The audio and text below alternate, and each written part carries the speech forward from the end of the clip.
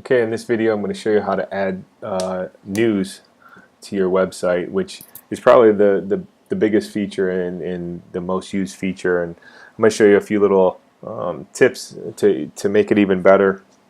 I also have another video on how to embed a YouTube video into your news, so you could check that out if you want to put video into your articles. But people use news for everything, from just an announcement about a practice, or you had a big game and you write an article after the game, kind of doing the highlights and what happened in the game. And that's kind of how I'm going to use this example, kind of a post-game news article that I'm going to let everybody know about. So when I log into my dashboard, it says right here that step 3 of my onboarding is to create a news article.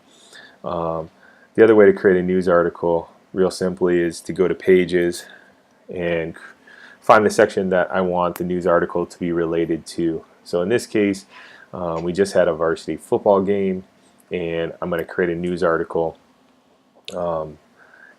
in that section. So I'm going to go to News for varsity, and it says varsity. I'm in the news section. It says you haven't added news yet. Go ahead and create your first article. So we'll do that. We'll click on that. When I come in here, I can date my event, and I'm just going to leave it as the default today's event. And then I'm just going to start filling in the forms here. So my headline is big win against West High. Okay, and then I'm going to come down here to my article, and I'm just going to start typing in and creating my article. I've already kind of written something up. Actually, I just grabbed something from the news the other day, so I'm going to paste that in there. And then, so that's the contents of my email. This is real important. I think a lot of people overlook this section. I'm going to tag athletes and tag events. This is completely optional, but I think it's really beneficial. So what I do is I click on tag athletes, and then I just start typing in. And I'm going to tag John Smith because he was the star quarterback, and he's going to be featured in this article. And so I'm gonna tag him.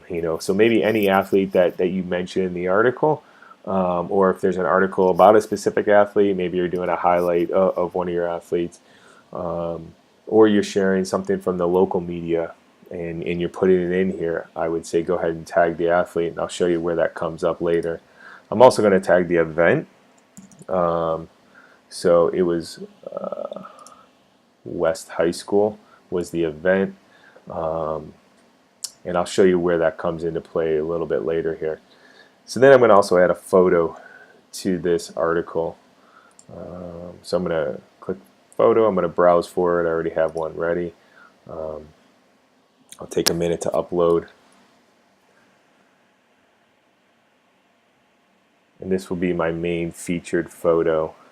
I can also add photos in my article by just going back up here and clicking in here wherever I want to add it and clicking upload, or using this insert edit image icon. And so I can insert images right within my text if I want to. If I wanted to upload, I could upload multiple photos here. I suggest using this as opposed to trying to embed them in your article, because these will be formatted a lot nicer and actually look a lot better. And you can create a little gallery at the bottom of your article with all these photos. So if you had someone at your event and they took a bunch of photos, go ahead and upload them all right here. And then you'll select your featured event or your featured image. In this case, I only uploaded one, so by default that one image becomes the featured image. I'm just going to leave it at that.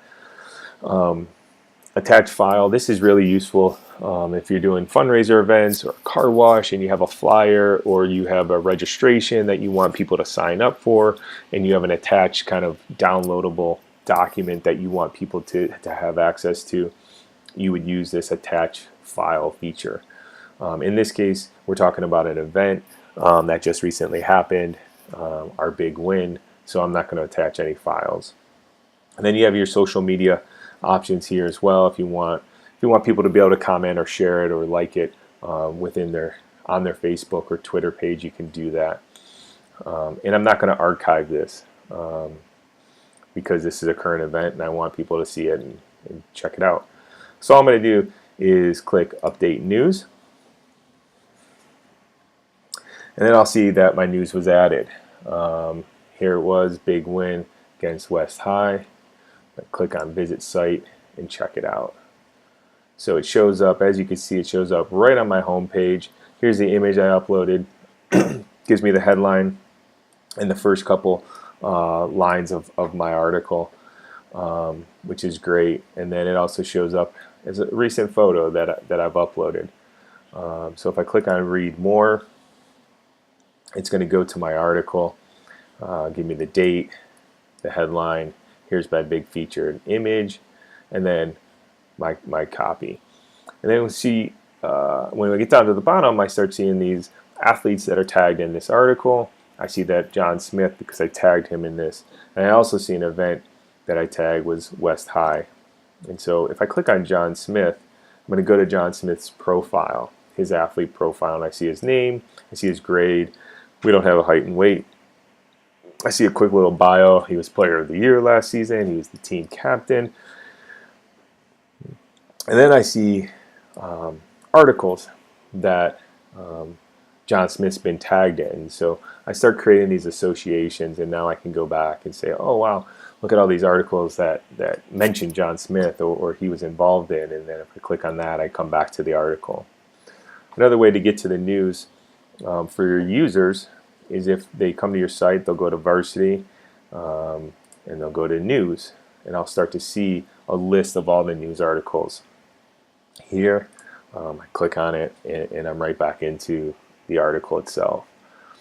That's it. That's really how to create a news article. Again, under your section, go to News.